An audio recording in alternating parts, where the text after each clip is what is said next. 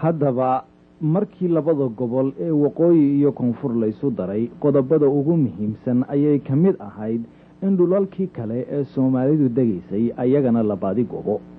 timacadde waxa uu hormood ka noqday arrintani waxaanu aad iyo aad isugu taxalluujin jiray inuu shanta Soomaaliyeed isu keeno. arrintani waxay dhamac ku noqotay xukuumadihii gacanta ku hayay dhulkii maqnaa ee Soomaalida, gaar ahaan dawladdii Xabashida. Hayle Salaase oo markaa isu arkayay aabbaha Afrika kana mid ahaa aas-aasayaashii ururka midowga Afrika ayaa u qaadan waayay dawlad yar oo shalay xorowday inay caarido ama ka hor timaado hadalladiisa, welibana dhulka doonto. timacadde oo u qoosgeynaya waa kii odhan jiray isu muuqan maynee markay miiranto aan eegno. anuun hadalka ku dheeraan waxaa inoo faahfaahinaya arrintan Maxamed Cabdilaahi Sangu. anigii oo aan weynayn oo markaa nin dhalinyaro kaxay ah amxaradana aan moodayay inaan gumaysano inagu, oo waayo waxay ahaan jireen wax wadaa dhar xun oo qaab daran oo kolba macaariifta wax ka qaadqaata. marka aniga waxay lahayd inaan waxaan xukunno. markaas waxaa iigu horreeyey qoomiyad inay jirto wax la yidhaah Soomaali waan aqaanay, laakiin qoomiyad maba aqoonba. qoomiyadda waxaan moodayay maaragtay inay Soomaalidu iska xor tahay baan moodayay. ayaa goor aroora aniga oo shaah meel ka cabaya waa lixdameeyadii calankeenna ayaa lays tusi jiray. qaar baa intay tagaan jumhuuriyadda calanka soo qaadan jiray.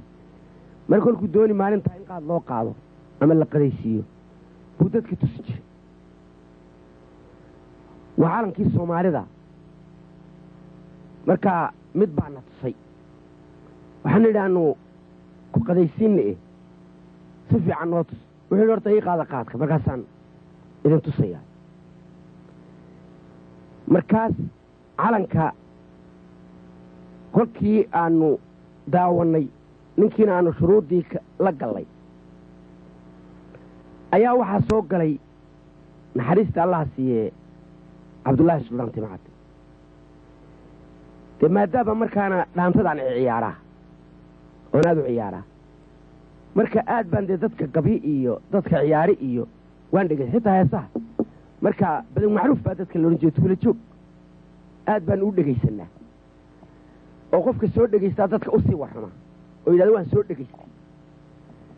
markaa nin weli wuxuu dooni jiray markuu magaalada ka carraabayo inuu maaragtay sii dhegaystay heesaha iyo wixii la yidhi wararkii. anigase igumaba soo dhicin amxaaradu inay dawlad tahay, umaba qababa. caddaanka keliya aan u qabaa inuu yahay wax gumaysta. timacaddaa marka gebiyo nimaanu aniga isu xigno oo Cabdullaahi Cagoole la odhan jiray oo suldaamadii ka mid ahaa dalka markaa ku noolaa. annaguse markaa aanu moodaynay inuu khaldan yahay. kolkaase ogaaday aan ogahay inuu quman yahay. uu odhan jiray war dawlad bayna haysatee adigu markii dee dawlad maan u aqoon, laakiin la odhan jiray had iyo goor Soomaalida muxuu noogu dari waaye annagu aanu markaa aaminsannahayoo waxaa nimanka ugu afdheeraa. Hayle Salaasaa xitaa amxaara uma aqaan. nin meel kale laga keenay baanu aqaananu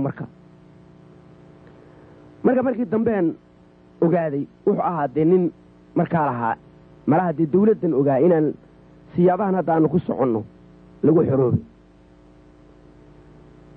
marka timacaddaa gebiyey gabaygii waxaan ka hayaa wuu dheeraa, laakiin waxaan ka qabtay idaacada intuu ka hadlayey baan dhowr midh ka qabtay.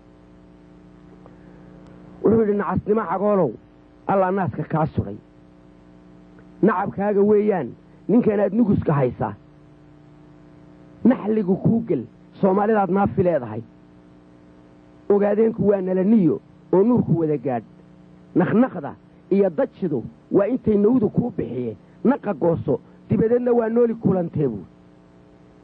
nin afweyne la odhan jiray baana waryaahe oo afweynow ninkani muxuu ka hadlayaa?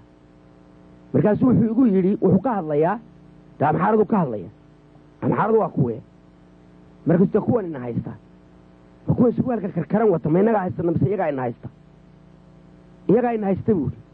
calankeenna waa kanoo waad aragtaaye kan sudan miyuu eg yahay buuri markaasaan horta ogaaday wuxuu marka xusuus gaara iigu yahay waa ninkii iigu dhaliyey kayrada soomaaliga ah sidaasuu dadka igaga cabirnaa waxaan kale oon idinku darayaa buuggiisa dee waad qorteenoo waa la hayaa anugu gabayadiisa intii aan hayena waad wada haysaan oo dhowrka caankaa unbaa aalaa la qabtaa gabayada sarreeyow manusqaama iyo goray cawshii iyo gabaygan la yidhaha dugsi mala qabiyaad waxay dumisa mooyaane iyo adugu dadku waxay xafidaan had iyo goor qofka lama wada xafido maaragtay ereyadiisa ta uun ugu muhiimsan intaasaan anugu ka haysan jiray waad wada haysan maxamed cabdilaahi maxamed waxaa ii daran oo aad carabka ku dhufatay goraya cawl sheekadaadiina way ku bilaabantay bal tixda goraya cawl intood noo mariso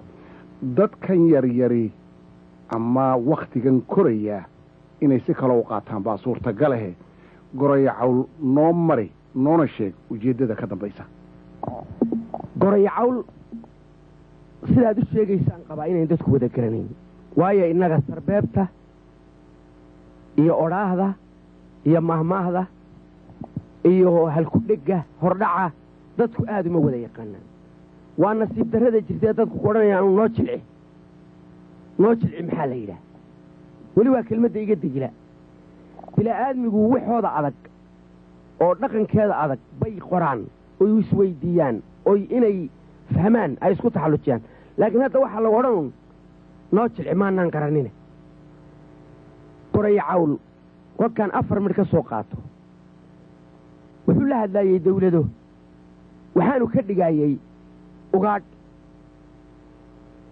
oo wuxuu yidhi hashaan geedaweynow libaax uga gabban waaye hashii labada gaalaysbarkani geedhu diriraysay hashaan geedankeedii wax badan rag isku soo gaadhnay inaan goraya cawl uga tagaa waa wax soo gudhay goraya cawli maxay noqotay amxaaraday ahayd libaaxuna waxaa weeye nimankii yurub ee dalka haystay ragga isku soo gaadheenna waxaa weeye dee xornimo dagaalkii nimankii dhulka haystay ee laba ka xorowday ee lala dagaalamayey marka libaaxna meesha kuma jirin gorayana kuma jirine waxa weeye sarbeebo wuxuu la dhacayaa meel fog buu la dhacayaa erayada marka sidaasay goraya cawli ay ahayd macadee abwaannimadiisu run ahaantii waxay ahayd mid ku filaqsan ama gaadhi karaysa qaaradda afrika iyo dalalka horumarka jecel intaba waa uu ka gebiye afrika oo gabayadiisii waxaa ka mid ahaa batris lemumba afrika iyo kuwo badan oo kale afrikaankan wada buugaya aayasinmale wawaxaan jeedada lahayna inkaar qabo maodaayskooda dawladnimayna hadane ina doontada kama tago oo waa ilmaadeer afkumayable uurkana ka nacab sidna kugodayaare sidinadow haysiteenaado